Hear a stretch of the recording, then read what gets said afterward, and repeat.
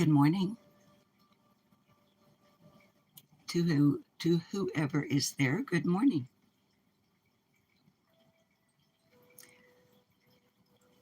What you're looking at is a memorial stone for two young boys that my brother actually knew. I don't know. Hi, Carrie. Hi, Gomer. I don't know if you can make it out here on your screen. And I don't know how to make it bigger. But I will share a link to the site where I found it. Hi, Blambrell. I will share a link to the site where I found this memorial after I end the live stream, along with at least a portion of an article about their disappearance. Philip Wayne Cantrell and Samuel David Napier both disappeared on March the 18th of 1956.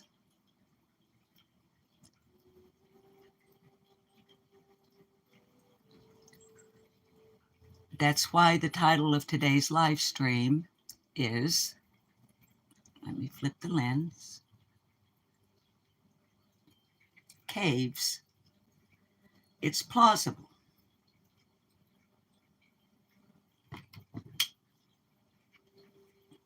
Hi, Poppy Red Mustang. Trying to adjust the camera without doing the thing. Guys, I know it's really early for me, but today is not only the day before Thanksgiving, with some things to accomplish, but it's also Social Security Day, so I have some errands to run, etc. So I decided to go ahead and go live in this little window of time that I have this morning. And are they depressing for you, Poppy? I'm sorry, honey.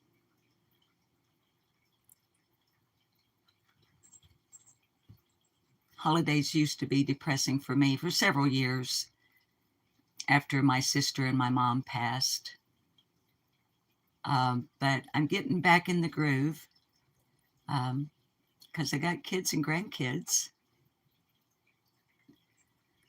So there are parts of it, Poppy Red Mustang, that, yeah.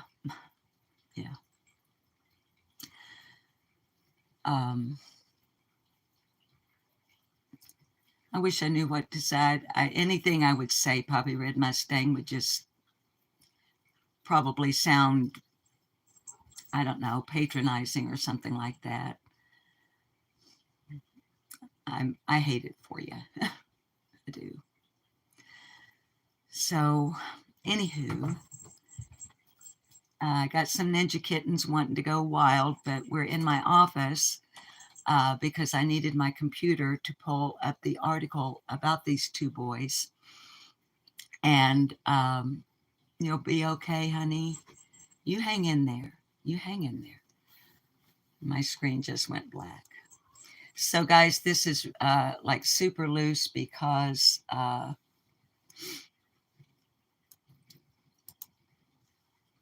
I'm not really in a live stream headspace, to be honest with you. I'm in a Thanksgiving headspace. But with all of this going on here lately, so if you will, just bear with me through, okay.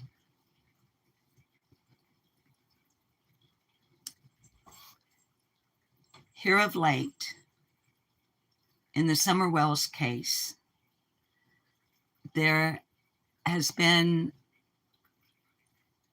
quite a bit of discussion about caves.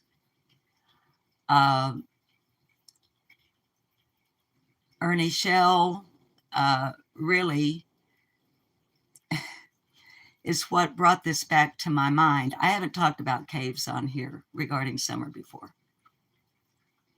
I've read the poem before, and we're going to read my brother's poem, and we're going to read it again. But a channel that I watch pretty near every time they upload, that's called Holler Girl, has been doing a part 1, part 2, part 3, part 4 of Jody Sue Brown and Ernie Shell. And so that's what got it back in my head, the cave thing. Okay. A cave that's 8 miles long in the Beach Creek area. I don't know. Fred Hill says that there are some caves around. I've done some research on caves in the area, just, Googling, that kind of thing. And like my state of Arkansas, Tennessee is actually rife with caves, sinkholes, and things of that nature. Now, I want to make it clear. By the way, hi, I'm Susan, and welcome to Lip Lock No More. And I'm not going to be looking at your chat here for a little bit because I got to get my thoughts, okay?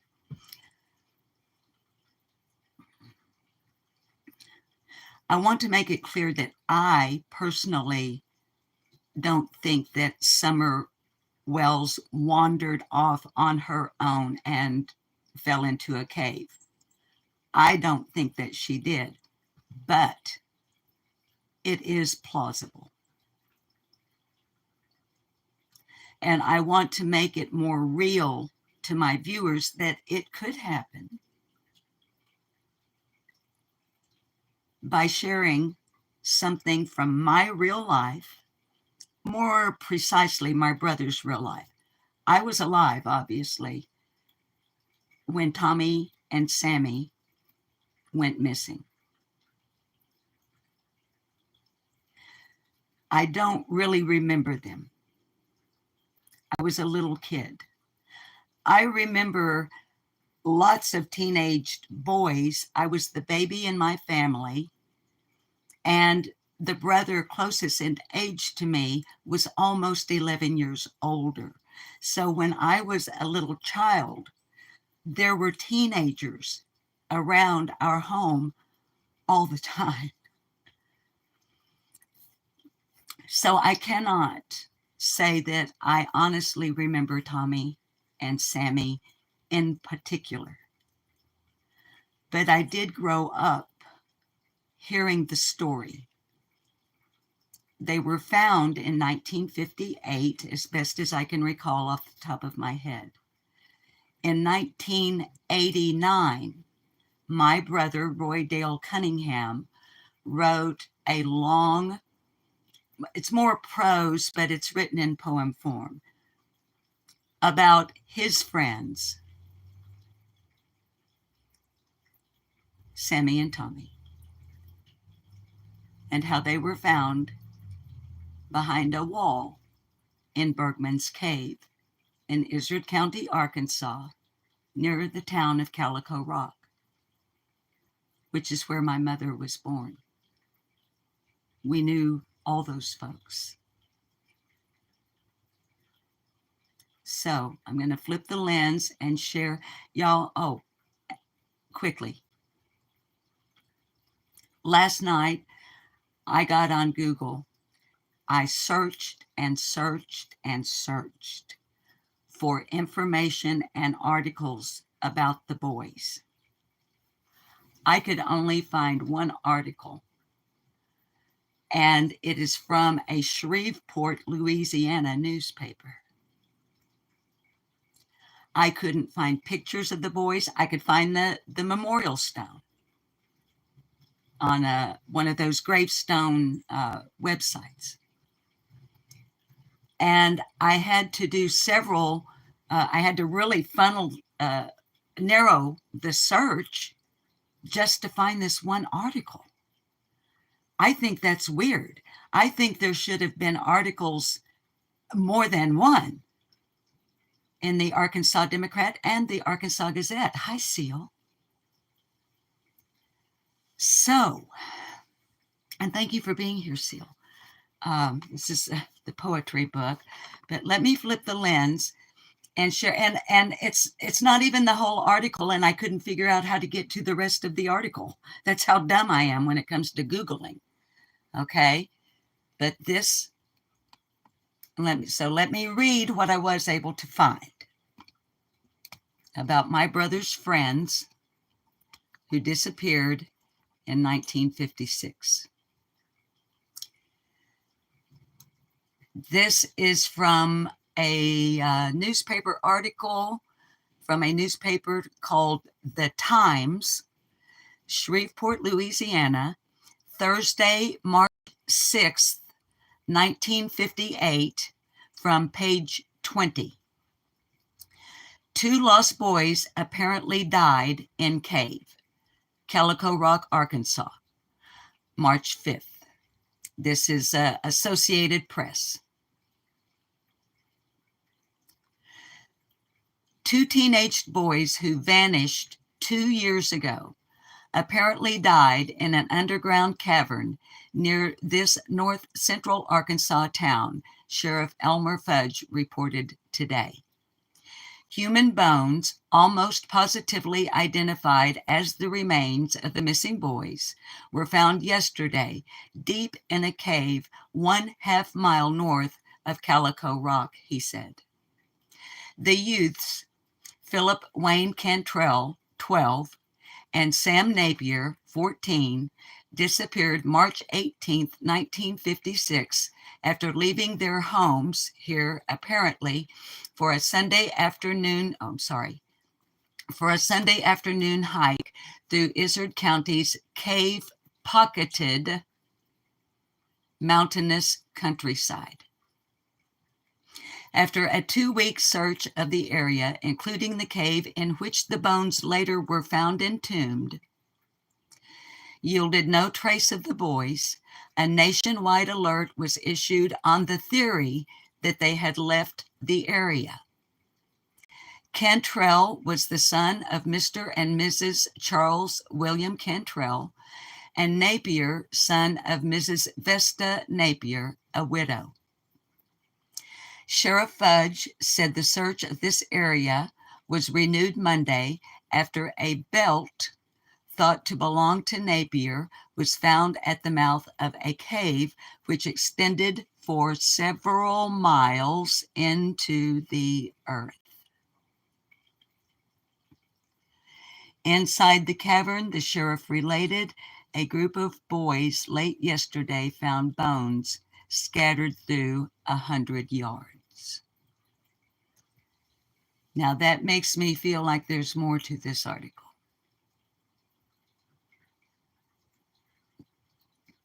that I can't find.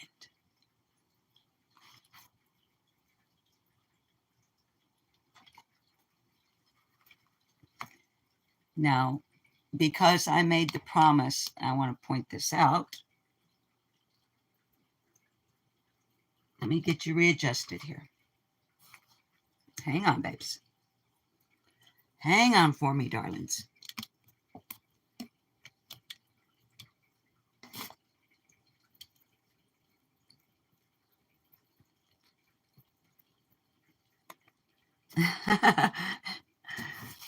It's a little precarious here. I don't have a whole lot of room on this desk.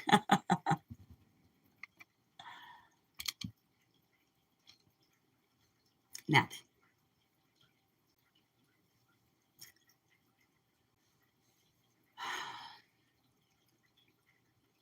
after a 2-week search of the area, including the cave in which the bones were later found.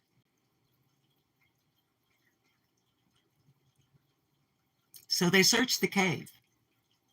They didn't find the bones when they searched the cave in 1956, in March of 1956. They didn't find the belt outside the cave in March of 1956. It was found 2 years later by a group of Boy Scouts on a field trip. And the belt was taken to the mother, who identified the belt as belonging to her son. So more searches were done.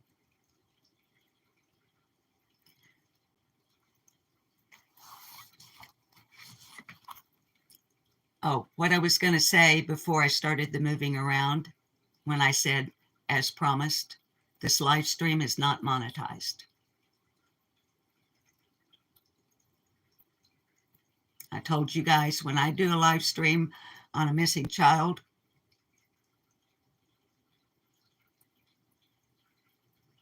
it's not monetized.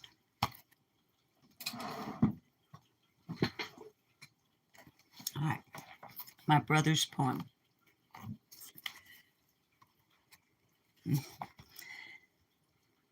The memorial card from his funeral, my brother's funeral. The words and works of Roy D. Cunningham, to the sister who loves me the most.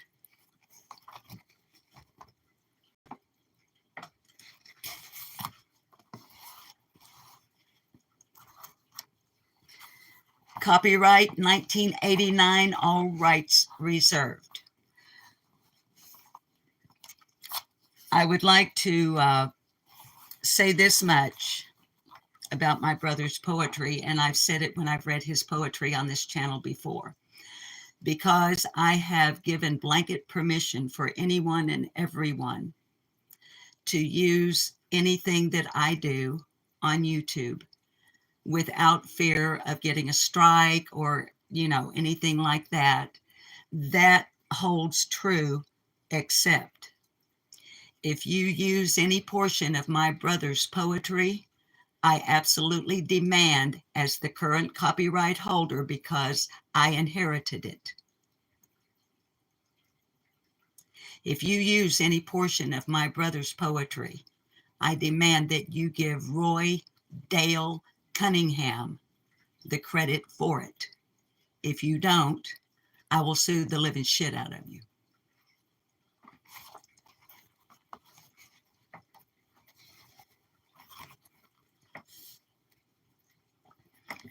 The Unsolved Mystery of Sammy Napier and Tommy Cantrell by Roy Dale Cunningham.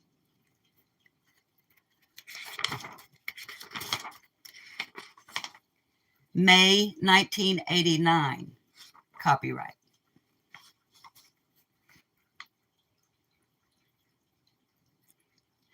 Through Izard County, Arkansas, White River swiftly flows by a land serene and quaint, in Ozark's mountains bold.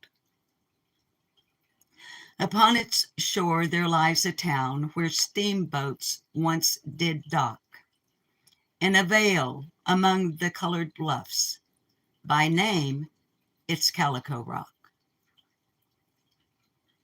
A quiet and peaceful little ville that seems to seldom change, yet here, one bright but wintry day, began a mystery strange. I was there, so I should know, if aught this story is true, the right of which, if ever known, is long since overdue. So if you would dwell on mystery, I'll relate the tale to you of Sam Napier and Tom Cantrell, two boys that I once knew. It was New Year's Day, a Sunday. They were out just having fun. As down the road toward Calico, they walked into oblivion. 'Twas the first of 57 ere last I saw those boys behind Ingram's that same Sunday playing softball with my friends. Sam and Tommy came upon us, yet declined to join our play. Said they were off exploring and gaily went on their way. Sam Napier was but 16 years and Tommy younger still. They had spent an eve but days before at our house on the hill. Tommy's father had come seeking, for he knew that they'd been here. But we could only tell him that we'd seen not hide nor hair. Since last Sunday after church at Ingram's playing ball as they'd walked off toward Calico in answer to fate's call. They were seen no more among us, although stories oft were told of how they fared that fateful day. Some tellers were quite bold. 'Tis here in Izard County that you'll find Bergman's Cave. It was this place we later learned that was to be their grave. For in summer, some years later, a leather belt was found with Sammy's name upon it, nearly rotted upon the ground. By some Boy Scouts out exploring on one bright and sunny day, without a thought the mystery they'd helped solve in part that day. They took the belt to Mosier's store on number 5 highway, a mile or so from Calico, across from Bergman's Cave. When Sam's mother did identify it was indeed her son's, the sheriff and the state police retraced old trails they'd run. 'Twas but a short time later, 2 skeletons were found behind a wall in Bergman's Cave. You reach from underground.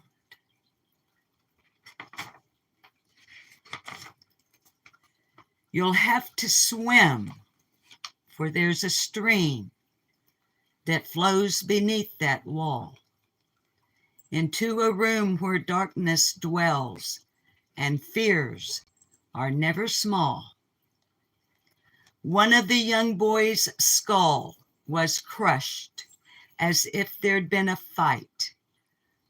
What happened there behind that wall in that room of endless night? 'Twas said they'd found a secret place, some booter's hidden stash, and died for fear that they might tell and the illegal stores be smashed.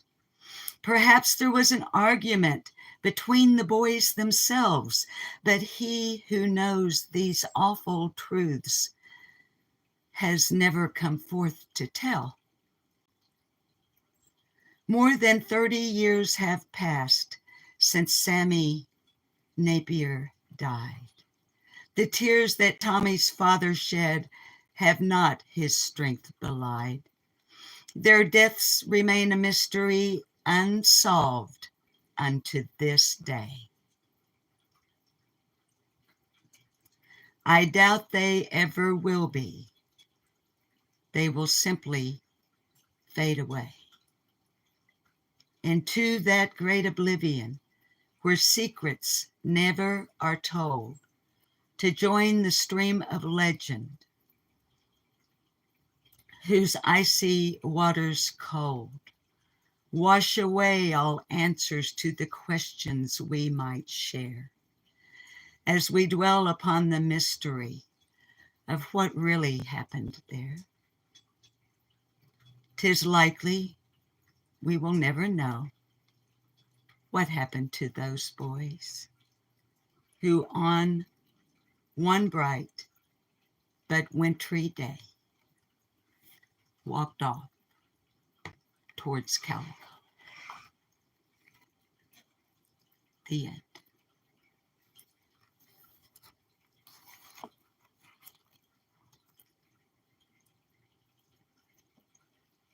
So is it possible?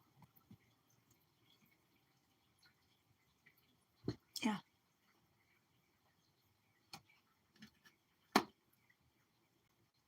More than possible? Is it plausible?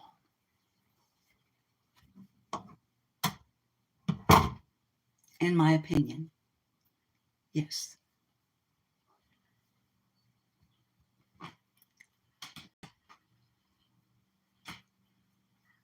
But the way my mind works,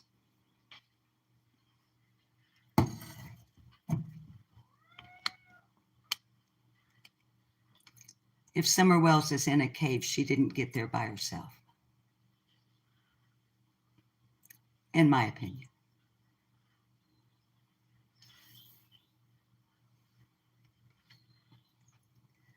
Hi, Candy. Hi, Nada Drama Nana. Hi, Act Right Bitches. Act Right Bitches. Babies, I'm going to be careful with the camera. I just realized I'm wearing a white t-shirt and I don't have a bra. Sorry. That's what happens when I go live early. So, yeah. And I believe that the discussion of caves, hi Pink, in the case of missing Summer Moon Utah Wells, is a discussion to be had. Hi, when evil entered. I do. I believe that it's a viable discussion.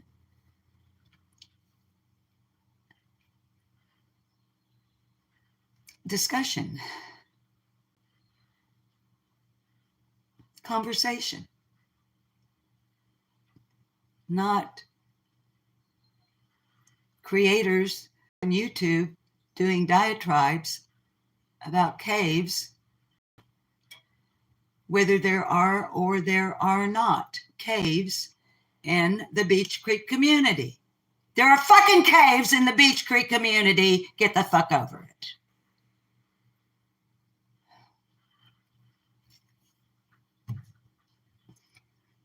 Sorry, I'm sorry.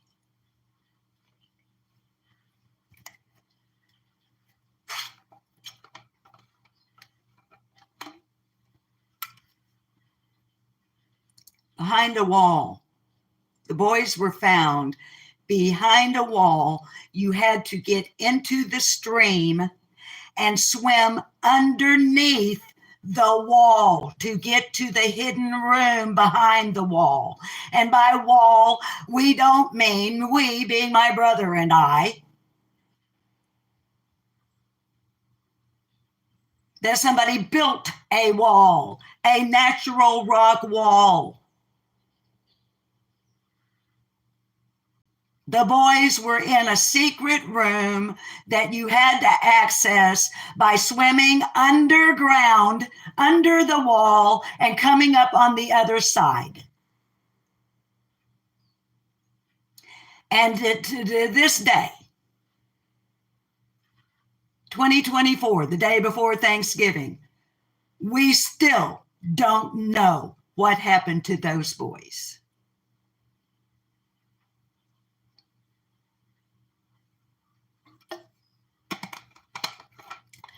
My brother and his friends were playing ball. I remember Ingram's store. I remember Mosier's store because Miss Mosier often gave me free ice cream. Not to be confused with Miss Wickersham, the other giver of free ice cream. And I look a fright this morning and I don't care. Hi, tears ran dry.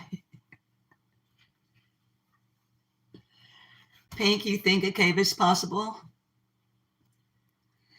So, darlings, like I said at the beginning of the live stream, all of this talk, Holler Girl bringing back to us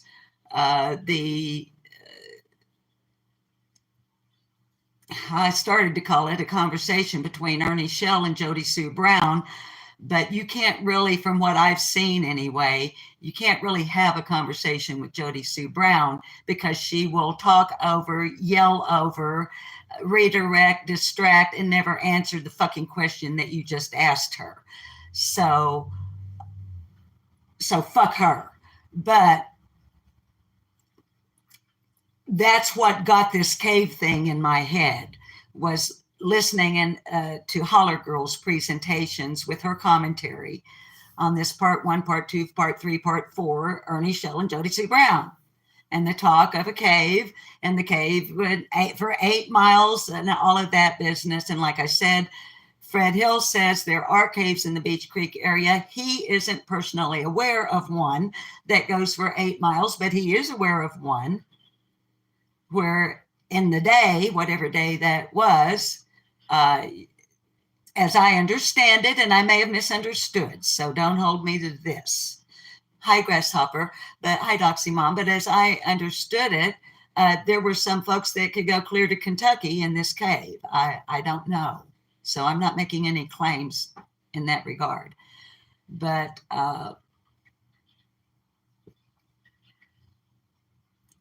those of us that have been following the case of the disappearance of Summer Wells, who disappeared on the 15th of June of 2021, allegedly from her home at 110 Ben Hill Road in the Beach Creek community near the county line of Hawkins County and Sullivan County, Tennessee, Rogersville, Kingsport.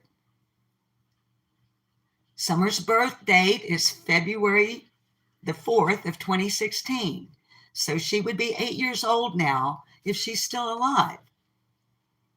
She has blonde hair and blue eyes. There have been no reports, officially anyway, of Summer having any scars or birthmarks. Some folks have observed that they think she's got a little dimple in her chin.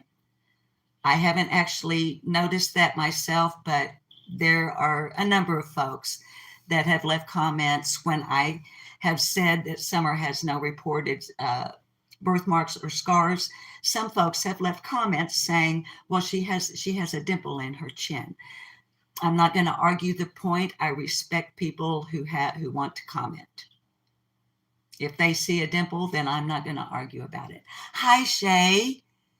Honey, I hope that you're getting better. I'm very sorry you haven't been well.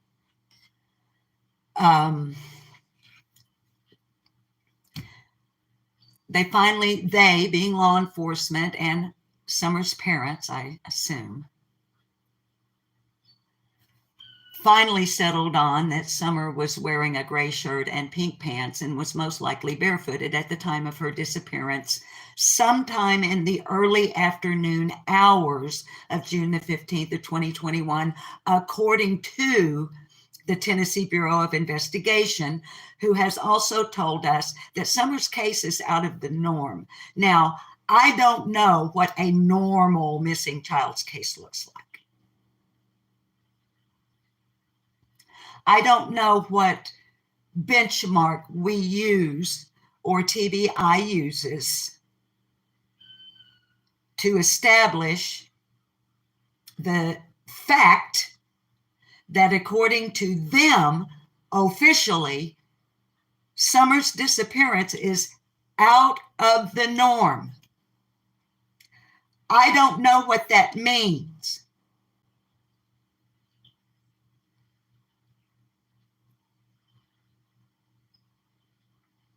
I'm not going to cry. I have made it this far thinking about and talking about Summer Wells without losing my cool.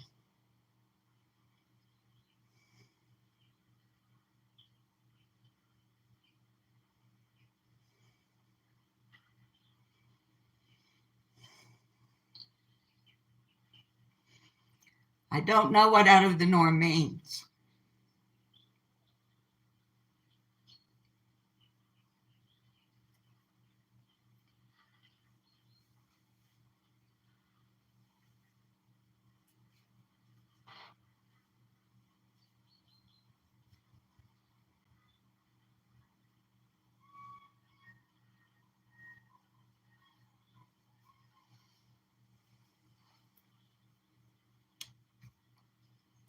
But whatever it means, it doesn't sound good. We also know that Summer was initially reported to the public by law enforcement as missing and endangered, and within hours It was escalated to a nationwide Amber Alert based, quote, based on new information, close quote.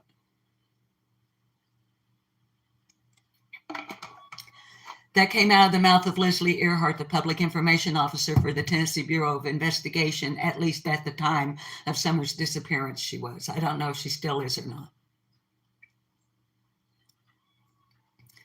Based on new information. Where did the new information come from potentially? And those, in that narrow window between 6:23 and 6:28 p.m. when the 911 calls were made on behalf of missing Summer Moon Utah Wells. So let's say 6:30. Between 6:30, no, let's even move it up to 7:03. That is when the first law enforcement officers arrived on scene, 110 Ben Hill Road, Rogersville, Tennessee. Sometime between 7:03 p.m. on June the 15th of 2021 and the morning of June 16th, less than 24 hours, new information was gathered by law enforcement that caused them to escalate Summer's disappearance from missing and endangered to a nationwide Amber Alert. Where could that new information have possibly come from? Could it possibly have come from Fred Hill wearing a wire?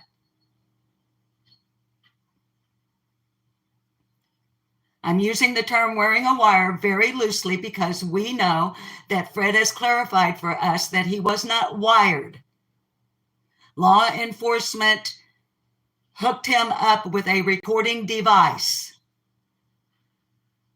And Fred was asked by law enforcement, my words, not Fred's, I'm just drawing the picture here. Go down there and hang out with those folks and see what you can get. What did Fred get? What did law enforcement hear while they were eavesdropping? Or did the new information come from Don Wells, Summer's father? Did the new information come from Candace Bly Wells, her mother? Did the new information come from her maternal grandmother, Candace Harrer, who was on the property at the time of Summer's disappearance? Or did the new information come from Summer's brothers?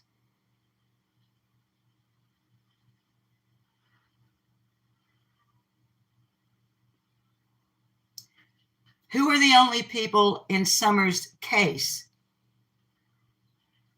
who do not, have not, cannot address the public as to what happened to their sister? Her brothers.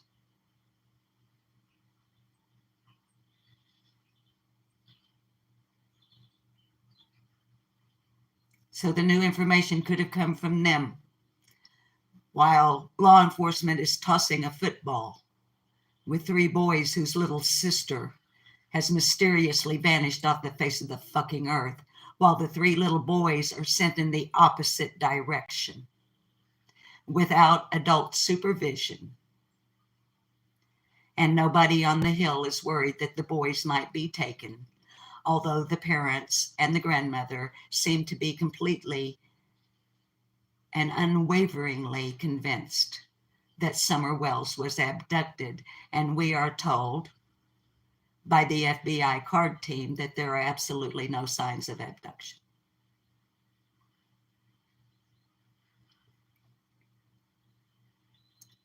Is a cave plausible? In my opinion, yes. In my opinion, did Summer, if she is in a cave, get there on her own?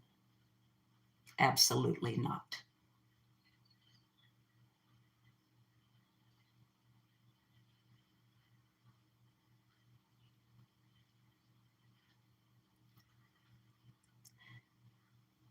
As far as I'm concerned, every single human being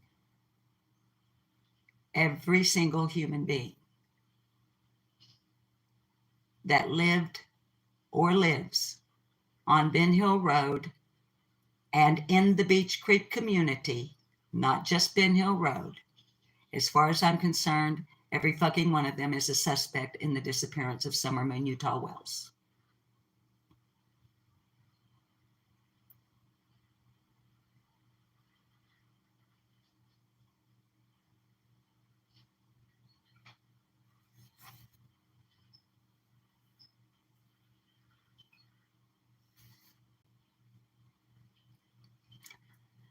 In the case of Sammy and Tommy,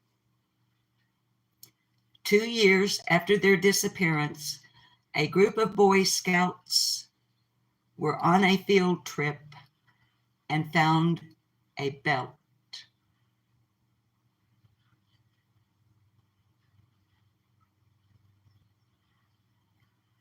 Law enforcement, including Arkansas State Police, retraced the trails they had already trodden.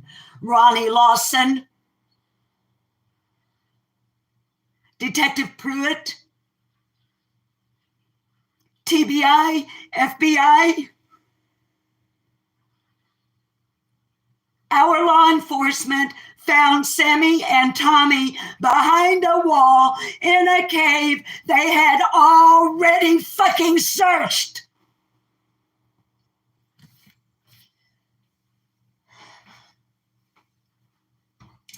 Why does law enforcement keep going back to Fields and Bells Road? Property of Polly Bernard.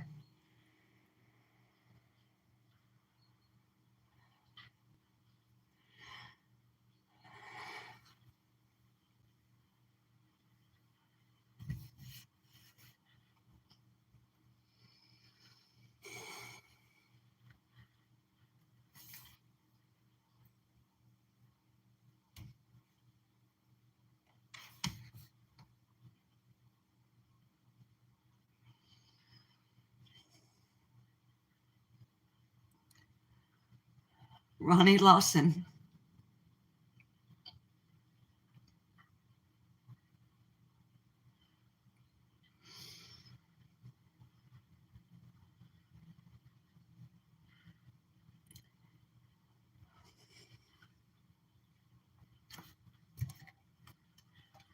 Where is Summer Moon Utah Wells? Where is she? Why is she gone? Who did it? Why did they do it? How did they do it?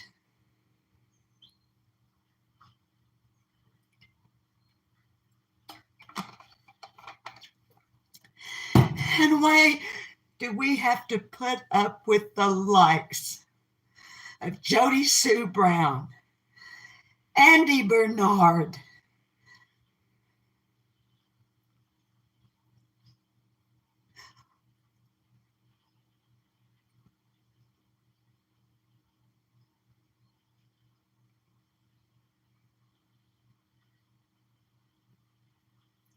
where is Summer?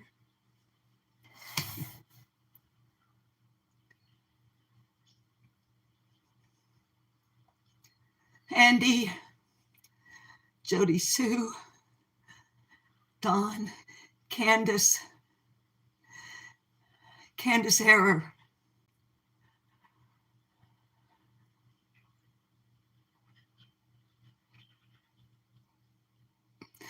Where's Summer?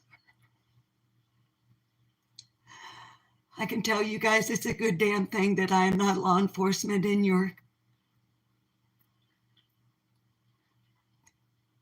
It's a good thing that I'm not law enforcement. Where you live.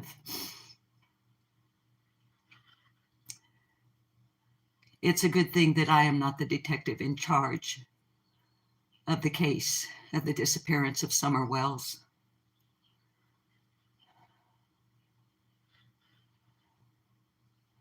I would drag every single one of you individually into an interrogation room, and I would relentlessly, tirelessly and unfalteringly rake you over the coals back and forth, paint you into the corner that I have already painted at least one of you into, Jody Sue. I would grill you, I would hotbox you, I would deprive you of everything that gives you pleasure and calms your nerves. You want a cigarette, Candace? You want a cigarette, Jody Sue? Tell me where Summer is and you can have one. While I sit in front of you and smoke and blow it in your face.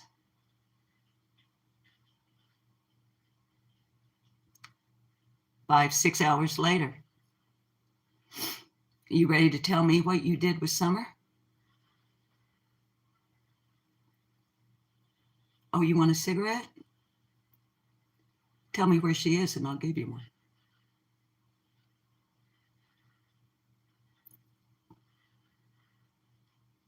You have the right to remain silent. Anything you say can and will be used against you in a court of law. You have the right to an attorney. If you cannot afford an attorney, one will be appointed for you.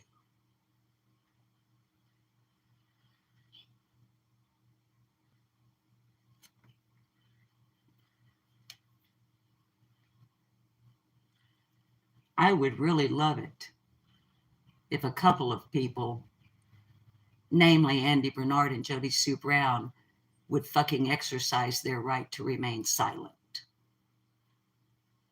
Because I haven't heard a word come out of either one of their mouths that amounts to a hill of beans, other than their desire for fame, clout,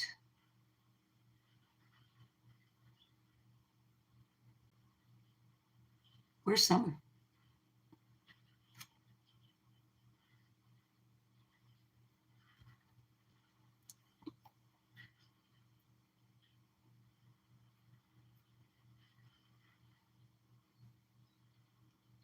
I can hold my breath for a long time, Jody Sue.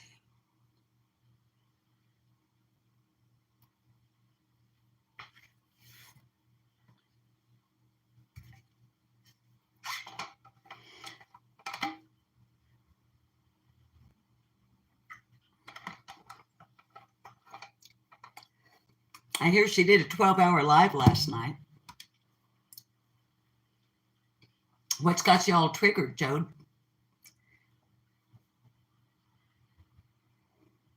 I know, viewers, I know I'm speaking as if she's actually looking at me, and I know she isn't. But there's just something about doing it this way, you know. I hear you did a 12-hour live stream last night, Jody Sue. What's got you all wound up? What's got your panties in a wad? Andy talking too much? You afraid he's going to slip up? Is that it? Scared Andy's going to say the wrong thing? Like you so often have? You know, the problem with being a liar, Jody Sue, is having to remember everything you have said. You obviously do not remember everything you have said, but there are people out here, including myself, who do.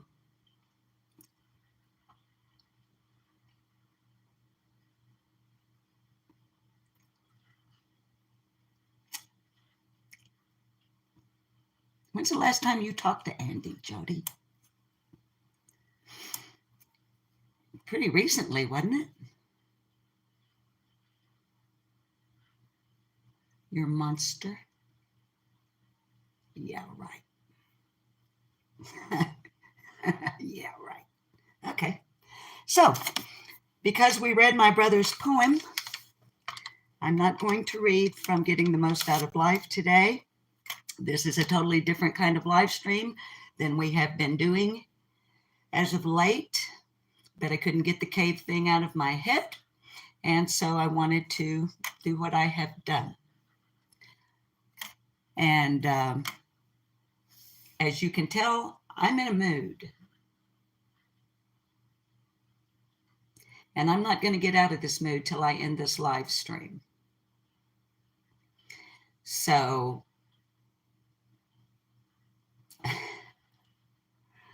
yeah, it's a little bit different than what we usually do. Hey, Sassy Pants. Shay, in her videos, she does. Yeah. Now, I haven't watched her since I told you guys I wouldn't, since I did the video where I said after the thing with her little cat that got its tail into the wax melt. And at the end of that video, I said, I'm done. I am absolutely done. Scout's honor, whatever. She ain't getting any more clicks from me. But I do see what's going on when other people talk about it. And when I turned on my computer this morning in my office and went over to YouTube and started scrolling, I mean, she comes up on my, whatever you call the homepage of your YouTube, because of what I watch, right? And so I went, does that say 11 hours and 50 some odd minutes? Do you guys know, did she go all night? Yeah, Shay, I agree. It's all, in my opinion, and my opinion only,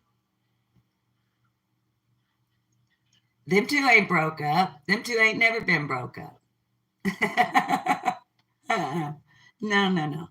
This is all, no, I don't know. It's all bullshit in my opinion. So, Carrie, yeah, I just don't, but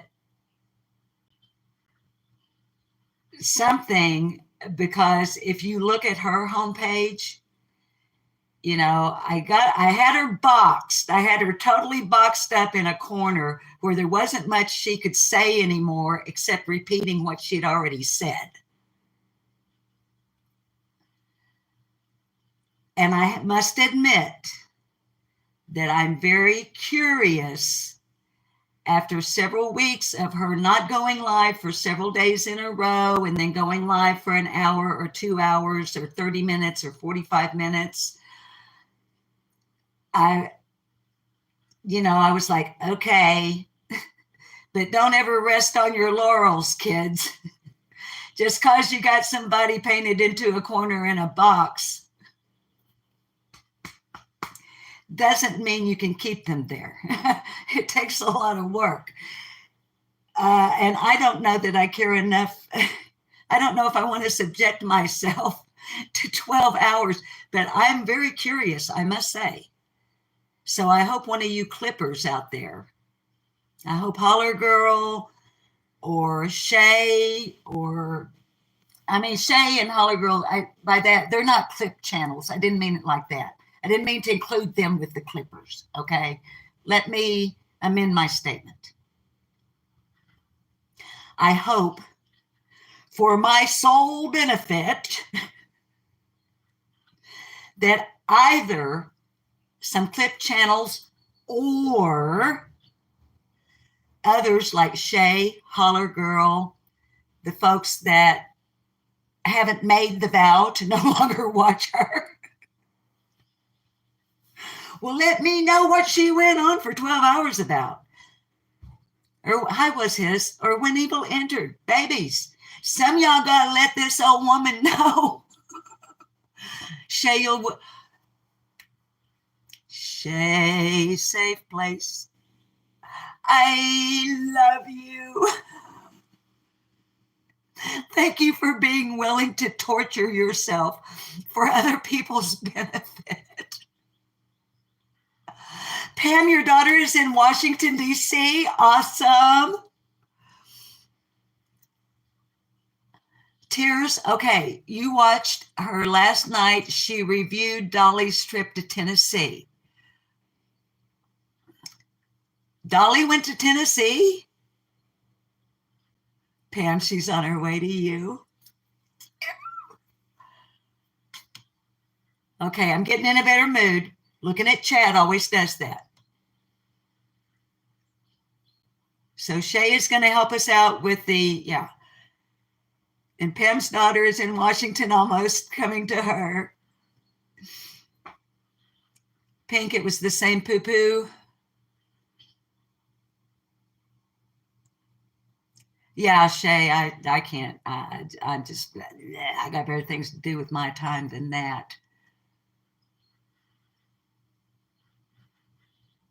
He ran into Ryan and Andy B.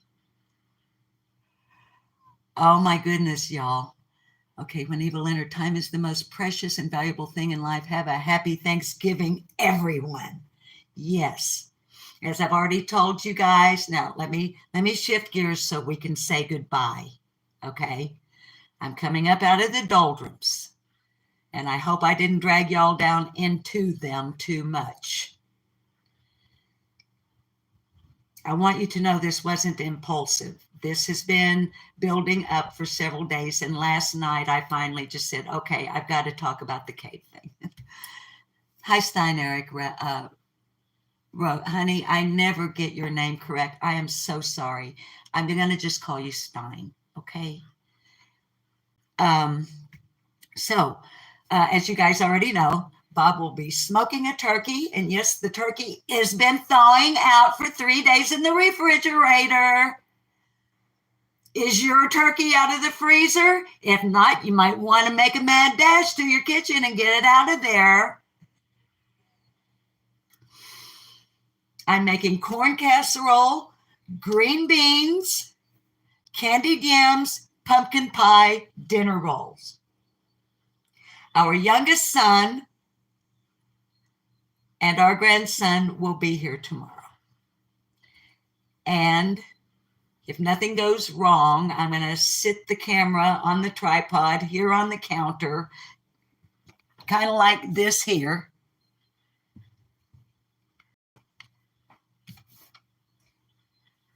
And we'll just do what we do. I just messed up the orientation. But at least I don't freak out now because I know you guys can still see me and I can still use the commands. So I don't freak out now, but it does, when I bump it and mess up the orientation, it does take your chat down to like a pale gray that I can barely see. So anyway, I'm going to go live for a little while tomorrow morning. It's going to be content free because I'm going to be doing stuff, but anybody that wants to, and like maybe if you're going to be by yourself tomorrow and you'd like some folks to hang out with, maybe in a chat room for a little while, you know, and if nobody shows up, that's okay. And like I said yesterday, and if a whole herd of you shows up, that's good too, because I've got a really big kitchen. So I'll just be preparing the dishes that I've mentioned and just hanging out, okay? It'll be content free insofar as there won't be anything to weigh us down, okay? So, and I don't know what time. So, all right, I need to sing you kids out of here. We've been on for an hour and go on about my day, get my errands done, make sure that I have all the ingredients I need for my cooking spree tomorrow. Go to the dispensary because it's Social Security Day and make a quick stop at the tobacco store so that I have my nasty nicotine through tomorrow when they'll be closed. So let me sing you out of here and wish you a happy Thanksgiving. So I'll tell you what, let me do Mother Earth Blues. Y'all know when I was showing the old photographs the other day, and I showed the photograph of Gil and myself from the Blues Patrol, And I said, and I did actually make a correction after I ended the live in the description below the live stream. I told you guys that I thought I was singing a certain song. No, I was wrong. I was singing Mother Earth Blues. And I used it the other day, a portion of it, on one of the shorts here on behalf of Summer Moon Utah Wells. So, as always, y'all imagine there's a blues band behind me playing standard blues chords. And this isn't connected to anything other than it's the song that's in my head. It's not sending a message unless the shoe fits.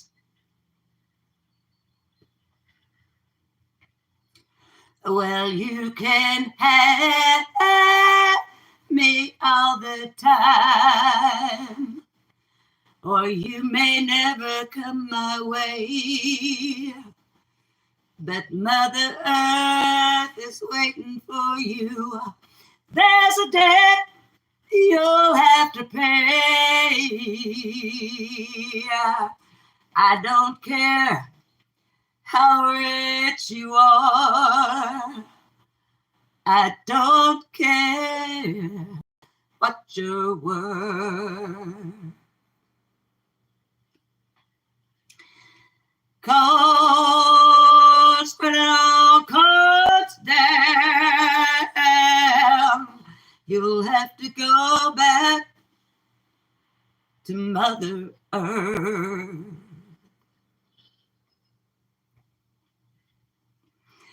I said you might have $1 million. You may drive a Cadillac. You may have enough money to buy anything you like. Well, you know, I don't care how rich you are. I don't care what you're worth. 'Cause when it all comes down, you'll have to go back to Mother Earth. You know you shook me, baby, shook me all night long.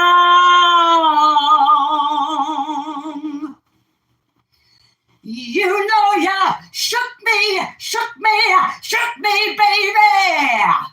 You shook me all night long. And when I woke up in the morning, I looked around, but you was gone.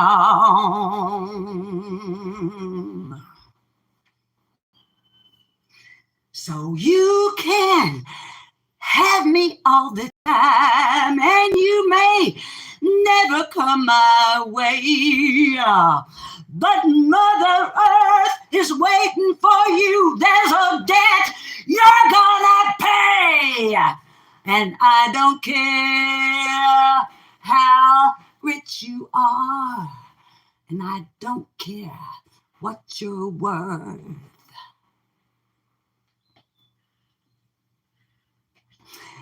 'Cause when it all comes down, you'll have to go back. You're gonna go back. Yeah, we're all gonna go back, and you're gonna go back. I'm gonna go back. And every motherfucker's gonna go back to Mother Earth. See you guys. guys tomorrow. I love you very much. Continue being kind one to another. It's not going to hurt you. It's not going to cost you. It's going to benefit you. So fucking do it. All right. See you tomorrow. You'll have to go back. You're going to go back. I'm going to go back. They're all going to go back. And them that knows about summer going to go back to Mother Earth. See you on the flip-flop. Bye-bye.